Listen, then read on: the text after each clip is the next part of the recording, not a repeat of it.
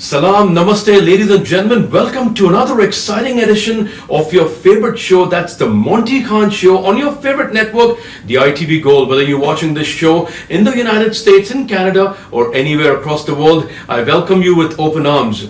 In every episode, in every edition, I bring forth somebody who's very talented from Bollywood, somebody from the beautiful, beautiful glitz and glamorous industry. But today, we are making an exception. The reason why we are making an exception is because the man who's sitting in this frame is somebody who's a dreamer. And I would like to start the show with a quote: "Don't dream your life, live your dream." And this man in the frame has done something like that. Ladies and gentlemen, let's put our hands together for one of the most successful South Asian personalities in the United States, Michael Karp, the CEO and co-founder of Option Group.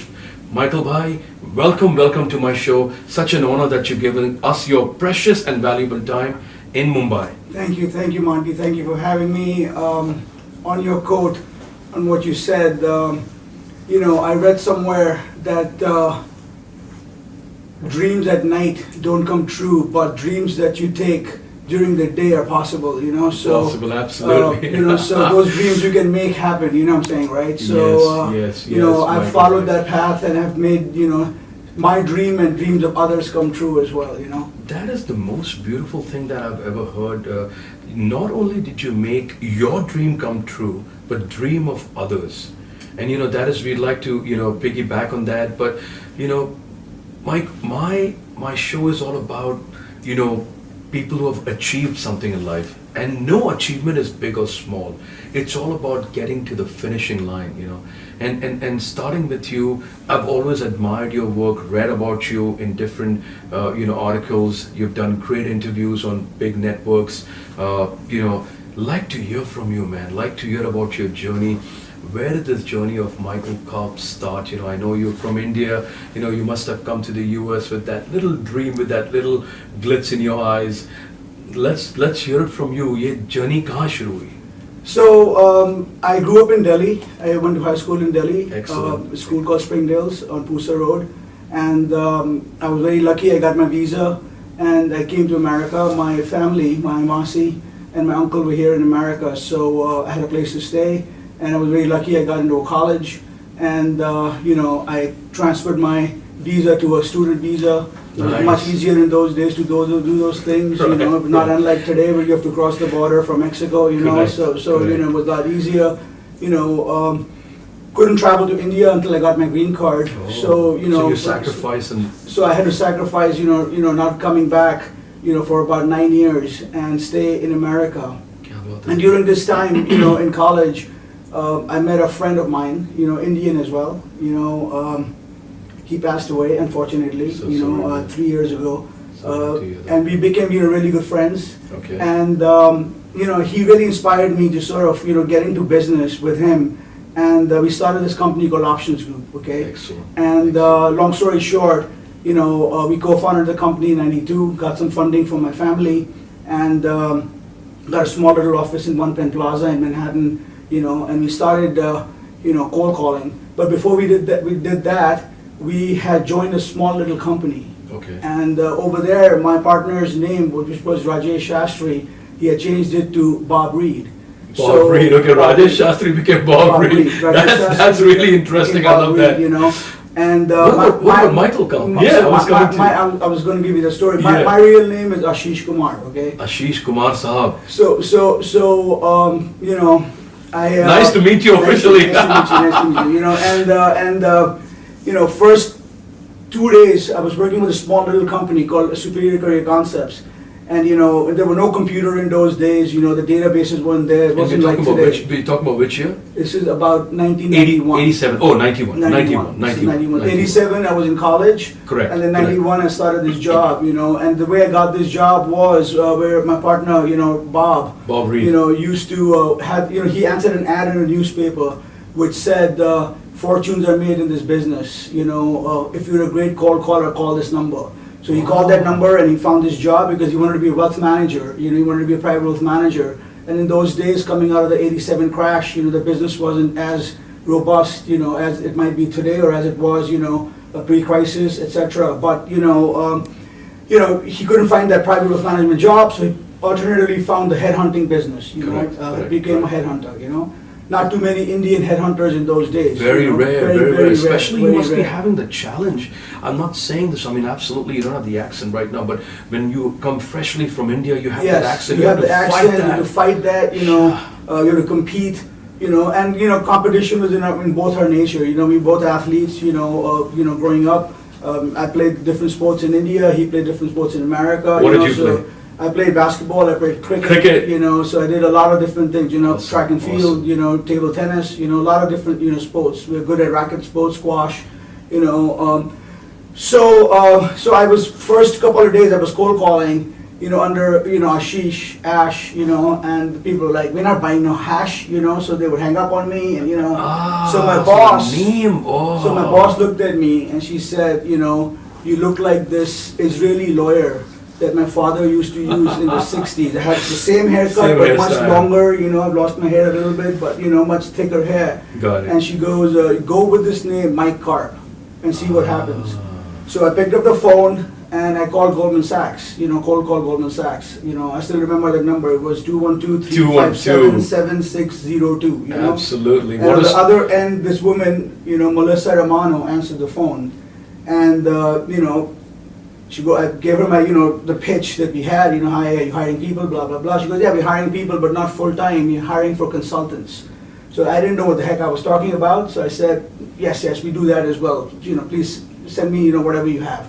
What are your requirements? Whatever your requirements are, your job requirements. But what is the pitch, Bhai? I want to, imagine if this is actually happening. Let's roll back in time. Let's go back to 1991. I'll be Melissa. Yeah, sure. So the pitch was, hi, this is Goldman Sachs. Hi, this is Mike Karp calling, and All right. I'm calling checking in with you if you're hiring any sophisticated Unix, C++, C programmers, that are doing, analytics, and they're working for derivative desks, and if you need someone that is, PhD qualified and computer science, our firm provides that talent. And then she goes to the other end. If you're not hiring full-time employees, we only need consultants. Can you do that? Yes, absolutely. We can do that. And then on the other end, she said, "Do you have a consulting contract?" Oh, and I said, "Yes, we have a consulting contract." There you go, Okay, the Delhi boy. Exactly. So like a movie. You know what I'm saying? Like right? a movie, yeah. So next morning I go in, and if you work in the business on a trading floor, you know how it is It's and like how a it fish was. market, buddy. Yeah. And how it was. Yeah. So the secretary gets up and she goes, "Who is this guy, Mike Karp? I have recs for him, 30 pages from Goldman Sachs." And I raise my hand, I take them, I go, I read the recs. No computers, there was no matching techniques, what we have today. We go later in the interview and I'll tell you how our firm operates today versus what we did back in the day. So, being a computer science student, I didn't graduate in computer science. I went to college, in computer science, but to keep my visa active. But I ran out of money, and there's a whole different story in there that we'll get into as well. Yes,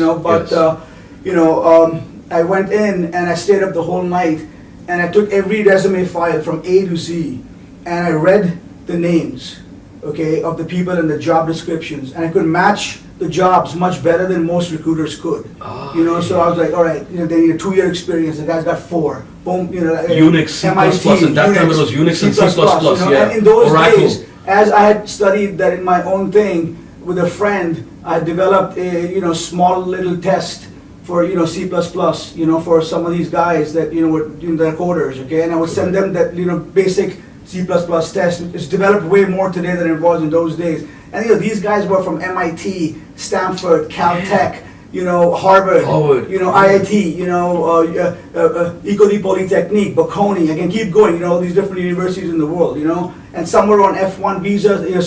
Someone were on H1B visa. Someone was on a different O visa, L visa. Whatever different kind of visas. So I matched all these job descriptions. And I remember, I think I sent about 42 or 45 resumes into these different job requirements. And I got the next 3 days, the woman never called me, but on a Friday she called me and she said, "We want to interview about 22 of your people." There you go. Which was a huge thing, buddy. A huge thing. From 30, they wanted 22. You must have sent more than 30. Yeah. The requisition about was 30. 47 I sent. But the match Buffer ratio of 17. is, You gave them a buffer of 17 exactly. and match ratio. So Wow. it's massive, you know what I'm saying, right? Yeah. So the woman was like, "Look, this has never happened to us from a recruiter." And even my partner Bob, who had hired me into the business, was like, "Man, this is fantastic, You have let's the go." knack. So we got 3 deals done out of that, long story short. Fees were astronomical, the firm made the money. And I went to my boss to ask him for $5,000, okay, as an advance, all right? And the guy, $5,000 in 1991. 91.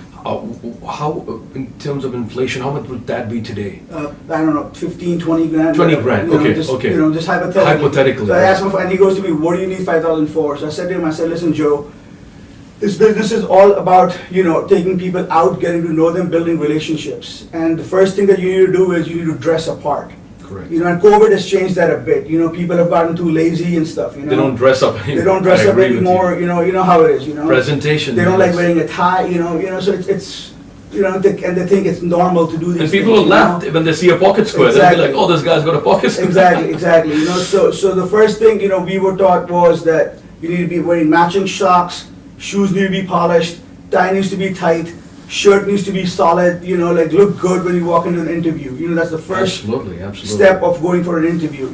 Correct. And then I said to him, look, in those days, I don't know if you remember this, Monty, but by NYU, there used to be on Broadway these stores, right? On 8th Street? And that were like Armani suits for Yeah, $99. I don't know if you remember that. I still remember that. So I remember I couldn't afford the Armani. Buy so, one and you get one free. Exactly. Yeah. So I went up to my boss and I said, look, I spent $2,000 on outfits. Correct. Shirts, suits, shoes, socks, boom, boom, boom, all that stuff, belts, matching everything, okay? Correct. And the other $2,000-3,000 I'll keep, and in America when you give $5,000 you have to pay tax, you know what I'm saying, right? So he didn't even give you cash, he wrote it down as an expense. He didn't give me anything. Oh shit. Okay, so let me tell you the whole story. Let me finish the whole story, okay? Okay. So he goes to me, he goes, Mike, listen, you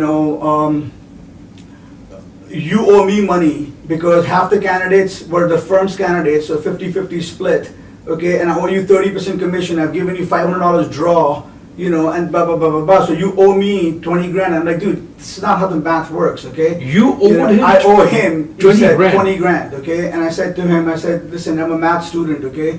You're wrong. You owe me, $20-some thousand. So all I'm asking you is a $5 grand, but it's okay if you don't want to give me that. I didn't want to go home and ask my parents or my uncle and aunt and all that stuff because I was grown up at that point. I was 22 years old and I was up there. Still young. So still young, but in America, you know how it is. So we wanted to do it. Bob and I wanted to do it on our own. And how old was this boss of yours? He was in his early 40s, I reckon, or late 30s or whatever. You know what I'm saying, right? Stingy guy. Yeah. So I said to him, and he said, no problem. That night, and you've known me for a while. Very long I was time. very Yes, well connected in the city from the party entertainment scene. Yes. And even the entertainment and the film industry, you are probably one of the major reasons why the South Asian Film Festival happened for all these years, and you've been the pillar of strength for them. Yes. Yeah. So you do a lot of stuff on the side besides give back to the community. Yeah, absolutely. So coming back to your story. So coming back on that story, he didn't give me the money. Blue Label was being launched in New York that night in '91 at Smith and Wolinski's. The Johnny Whisker Blue Johnny Label Blue Label. The Johnny Walker Blue Label. Wow. Okay, and a friend of mine called me who was promoting it, and he said, "Dude, get into Smith and Wolinski's before 5 o'clock, and I'll get you a seat at the bar. It's free whiskey and free steaks all night. Really? And you can bring 1 or 2 people." Okay, so I left the office early. It was a Friday, Correct. and I went up. And Bob knew the same people as well. So, he didn't show up, but he showed up around 7:30, and he was mad at me that I left. And I told him that night, I was like, Bob, I will never work for this guy, okay? And we're going to go and start our own company, okay? And if anybody comes and asks us for money, we'll give them double, okay? And he was like, dude, you're crazy. How are we going to raise the money? Blah, blah, blah. And I was like, don't worry, we'll get the money. If you're in, let me know. And there was another guy, who we were like, let's go. And 3 of us will do this on our own. And, that one guy was Chinese, he dropped out, so Bob and I, we went up to my uncle, he's a very well-known guy as well, Praveen Bhotani, I don't know if you know him. Praveen Bhotani, yes. So he basically said to me, yes, he had, sold part of his company at that point, he financed us, we started, in a little room, the guy got pissed, he got my partner, in a case, he put a case on my partner, on IP theft, The previous employer, the previous employer, because he owed him about $150,000 in those days, and they settled without him. Bob didn't take any money from him and all that stuff. So just to give you some details on how this business works and all that stuff, because it's once you have a producer, you don't want to lose them. You know what I'm saying, right? Absolutely, And that was my whole absolutely. goal in life, that you want to run this business like a partnership with your partners. So Right. long story short, today we have about 300 people globally in our firm. We have 17 offices worldwide. Wow. Wow. There are many families that are dependent on the firm. Coming back to your original question of about other people's dreams. That is huge. So from technology, I'm placing people in technology in America at major firms like Goldman Sachs, Merrill Lynch, Bear Stearns, Lehman Brothers, Bankers Trust, Deutsche Bank. I can keep going. Citibank. All the big ones, Bank of America. And then the world has evolved with all the big hedge funds. So Correct. every single Correct. multi-strategy hedge fund that's out there. Every private equity funds that are out there. Asset managers that are out there, family offices that are out there. So our firm services all these different clients, worldwide. So from just being in the tech practice, You started off with the tech with the practice. tech practice, Yes. we evolved into the investment management practice. So That we is started huge. placing traders in derivatives, That in is fixed huge. income, in equities, in commodities, in credit. And then we started doing investment banking. So we do M&A bankers. We place. Wow. So we've done a whole wide variety of places. And we have board practices. We do CEOs of different firms. Phenomenal. And then over the years, Phenomenal. over the years, we have people in the firm that are doing crypto, different businesses, right? So the firm has, dramatically grown. And unfortunately, my partner who co-founded the firm, got diagnosed with glioblastoma, brain cancer, that's which is so sad. it's a Very gold rare. medal of brain cancer. Isn't that what happened to our dear Irfan Khan from Yes. from Bollywood? Yes. It's so sad. It's Yes, so sad. yes. So he, was given, very short time to live. He passed away, in 2020 Three on months. October 4th. So it's been about 3 years since he 3 years passed since away, he passed away. And we just continuing his legacy, It was a dream of ours that, we fulfilled together. So, we continue in sort of doing it. And that's what I want to tell the audience, right? My gosh. People have dreams, go out there and fulfill them, just don't let anybody block them, And You'll find many people that will help you do it, There are, as you rightly said, there will be. If you take a count of 100 people, there might be 99 people trying to block your dreams, but that one guy, and I believe that it's the gentleman who passed away. He believed in your dreams. So if your dreams don't scare you, they're not real, guys. Because your dreams have to scare you. Like look at Mike. He comes from India, comes from Delhi, fights against all the odds, is an Indian, and at that time, Mike, if correct me if I'm wrong, brother. Now we have the top CEOs of United States, all of Indian descent. IIT Kharagpur, IIT Mumbai, you name it, all IITians, you name it, Google, Microsoft, Pepsi, Indranoy stepped down, that's a different story, but you name it, Twitter, Agarwal, just a new CEO. So the whole mindset of Americans and the world has changed towards Indians. Would you believe that in the headhunting business itself? Look, I mean, Indians were always very prominent on Wall Street. Not when you came in They the US. weren't as many, but the diaspora of the Indian Pakistanis, they were a lot, they were smart, okay, and all these people had gone for the PhDs that are transformed. But what we've seen in the last 30 years, Indians dominate. Now, they can be smart, but my question is perception. How do non-Indians, Caucasians, people from different ethnicities, how do they perceive? Like right now, if you have a board of directors and you pitch, I want an Indian guy to be a CEO of, of a tech company, Oracle, or maybe a huge giant tech Look, firm. there's no difference, right, at this point, whether you're Caucasian or Indian or Chinese, I mean, the Indians have always spoken English better than anybody else, They do, right? yes. So it's a combination of IQ and EQ. And, Well said. my view in life is that the Indians have a much better balance, of both those, the IQs and EQs. And EQs. So, the guys, like, I don't think I'm as strong in IQ as I am in EQ, and then I meet a lot of people that are very strong in the EQs, and I mean, the IQs, they're not strong in the EQ, so we coach them, in terms of how to go about it, balance. But Indians have been very good versus, other communities, in sort of balancing the IQ EQ model. So that's why they've risen to the top.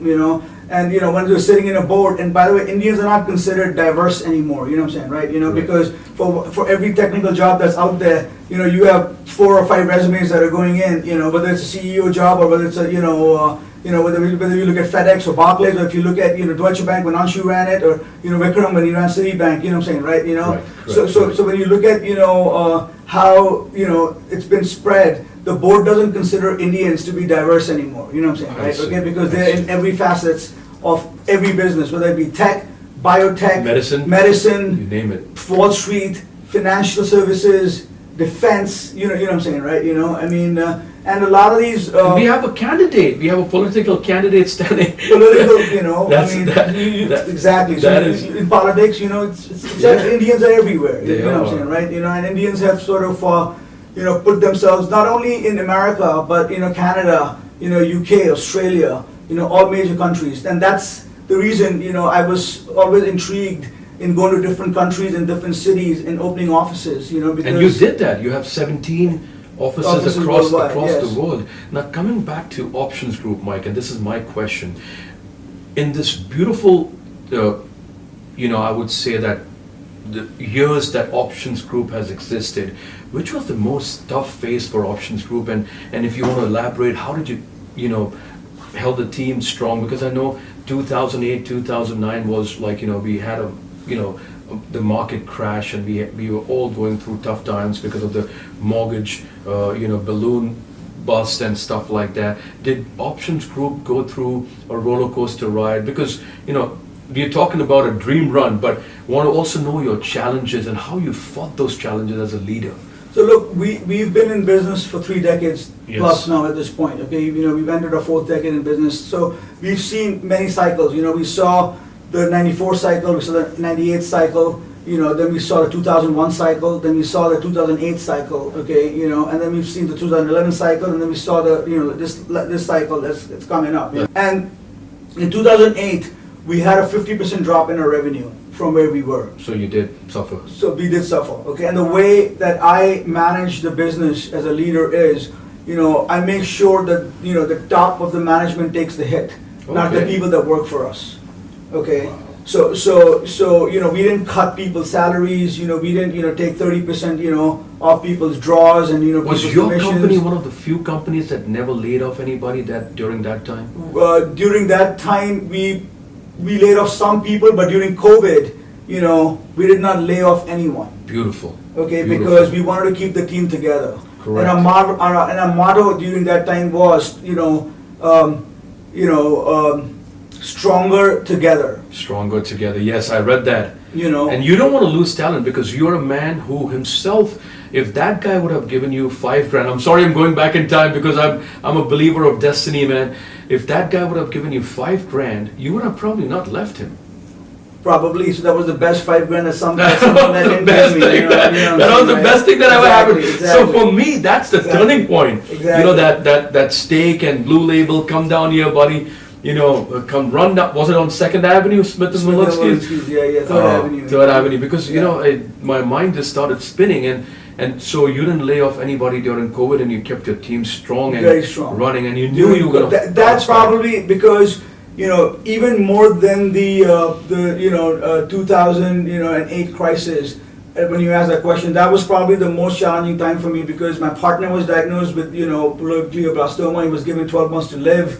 We were going through COVID. It was the toughest time that we probably had at a firm. And then to keep it together, with people all over the place. But what that taught me, that was great as well, because that's where I learned that for this business to keep it together, we started setting up Zoom calls. Good. Okay, Alternatives, every single individual in the firm stepped up. Okay, we had product calls going on. Okay, people were communicating, right? So with the model of staying together, you're stronger together. We came up with collaboration. You know what I'm saying, right? So we were collaborating way more. So between March and around June or July of that year was tough. That was the most. But then the second half of the year, from September on, it took off again, and then we set up the best times of our firm. The best quarter Best- you've ever seen in that year. So the best year we had was last year for our firm, where the firm crossed 9 digits in revenue. Okay. Amazing, guys. 9 So digits from in zero revenue, to, from 9 zero to digits is 9 digits is huge. huge. It took us a long time to get there. Wow. But now we are Wow. aiming to be a 200 million plus company. In terms of revenue, and we are trying.